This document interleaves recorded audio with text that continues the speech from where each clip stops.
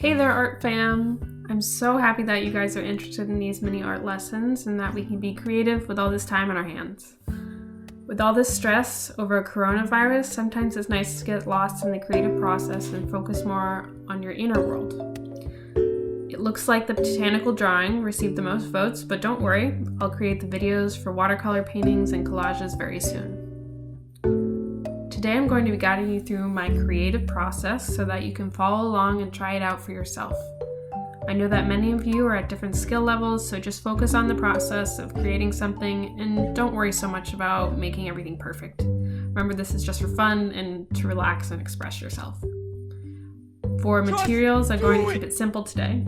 I know that most of you can't go out and get art supplies right now, but I figured everyone has pencils, right? And if you want to add your own flair, you could use color to add some finishing touches. So for supplies, today you will need a pencil, an eraser, some drawing paper, and a flower and vase or a still life that you can find in your house. Let's get started. First, we are going to choose our subject. I'm going to use this vase of flowers I collected in my yard. Organic shapes are sometimes easier to begin with, and flowers are a great place to start. First, we will begin by blocking out the composition. This way we can have some ideas of proportion and what it will look like at the end. Make sure to keep your marks light so that you can focus on shading later. I know a blank page can be intimidating, but that's why we have erasers. So We don't make mistakes. We have happy accidents. I'm starting by sketching the general shape of the vase and leaves, taking into the account of general angles and overall shapes. Everything you see can be broken down into simple shapes. Try not to get overwhelmed by the little details at first. We're going to work from general shapes to detailed marks. Try and find those circles, squares, and triangles.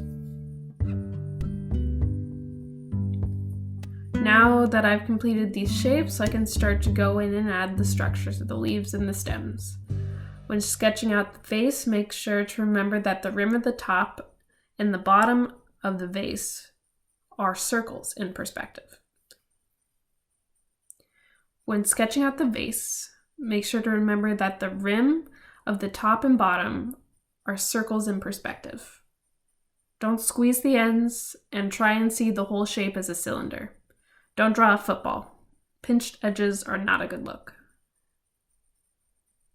Make sure to move your pencil around the form and don't focus too heavily on one spot at a time. Now, we will begin with shading. It's important to see the positive and negative shapes of your form. When you're shading, try and think of shadows, light spaces blending together. Ask yourself where you see the darkest and lightest points. A common mistake that a lot of beginners make is that they forget to draw the background. If you want to make the plant feel more real, it's important to make it look like it's in a real space. Look for shadows on the table, floor, and wall around it. Floating plants are cool, but we're not in space right now.